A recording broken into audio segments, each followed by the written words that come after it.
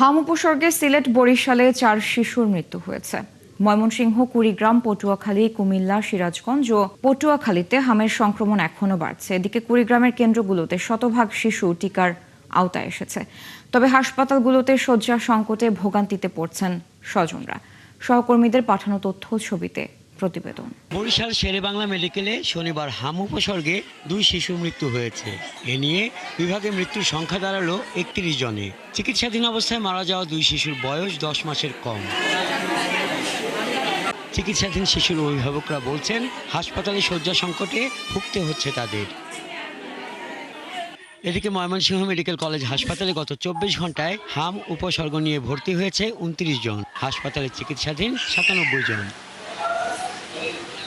হাসপাতালের আইসোলেশন ওয়ার্ডে স্থান সংকুলান না হওয়ায় মেঝেতে ওয়ার্ডে এবং একই বিছানায় একাধিক হামের রোগী চিকিৎসা নিচ্ছে। বাচ্চার কেনোলা করার সময় একটু হ্যাসাল বুক করতে হয়। তারা বলে যে কেনোলা তো বাচ্চা মানুষ নড়া এলায়, বলে যে এখন না পরে নিয়ে আসেন। যারা ডিউটি ডক্টর থাকে সেখান থেকে খুব একটা সাধারণ যারা বুঝতে পারে না, ওরা এসে ভালো একটা রেসপন্স পায় না, কষ্ট হয়।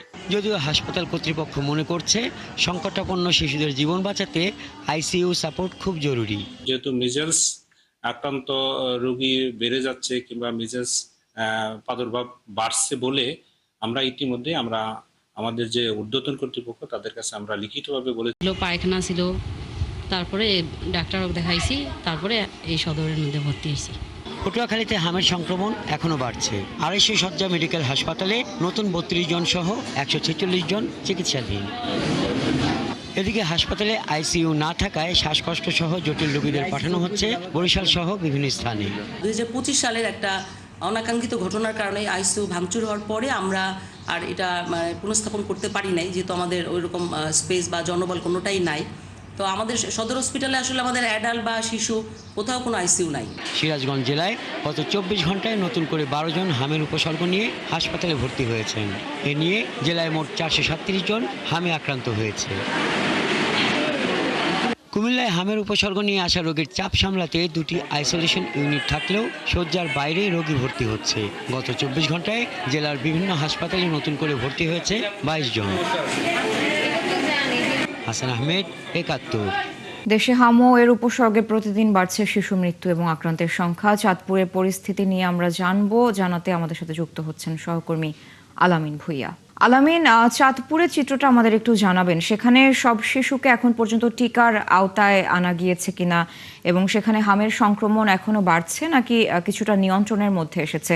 সব মিলিয়ে সেখানে চিকিৎসা ব্যবস্থার যে চিত্রটা সেটি সম্পর্কে আমাদের জানাবেন। রোগীর স্বজনরাও বা কি বলছে?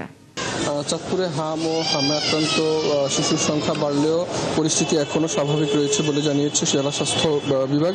আজ চাঁদপুর সদর হাসপাতালে নতুন ভর্তি হয়েছে 11 জন এবং শাহরাস্তিতে 1 জন। সব মিলিয়ে নতুন ভর্তি এই পর্যন্ত 12 জন আজকে। আর বর্তমানে চাঁদপুর সদর হাসপাতালে চিকিৎসাধীন রয়েছে 50 জন শিশু। এই পর্যন্ত হাম উপসর্গ নিয়ে চিকিৎসা নিয়েছে মোট 658 জন। তবে এই সংখ্যা চাঁদপুরের পাশাপাশি শরীয়তপুরের রোগীরও অন্তর্ভুক্ত রয়েছে। এদিকে জেলা এখন পর্যন্ত 4 জনের মৃত্যুর তথ্য পাওয়া গেছে। এর মধ্যে 1 জন মারা গেছে চাঁদপুর সদর হাসপাতালে, বাকি 3 জন চাঁদপুরের বাসিন্দা হলেও চিকিৎসাধীন অবস্থায় ঢাকা এবং চট্টগ্রামে মারা যান। চাঁদপুরে যে হামের যে পরিস্থিতি, যে সকল শিশুকেই হামের টিকার আওতায় আনা হয়েছে এবং হাসপাতালের স্বাস্থ্যসেবা এবং ব্যবস্থাপনা নিয়ে স্বজনদের পক্ষ থেকে উল্লেখযোগ্য কোনো অভিযোগ পাওয়া যায়নি। সব মিলিয়ে চাঁদপুরে হামের পরিস্থিতি এইটুকুই ছিল। আলামিন, ধন্যবাদ যুক্ত হওয়ার জন্য। দর্শক, চাঁদপুর থেকে হাম পরিস্থিতির আপডেট জানাচ্ছিলেন আমাদের সহকর্মী আলামিন ভুইয়া।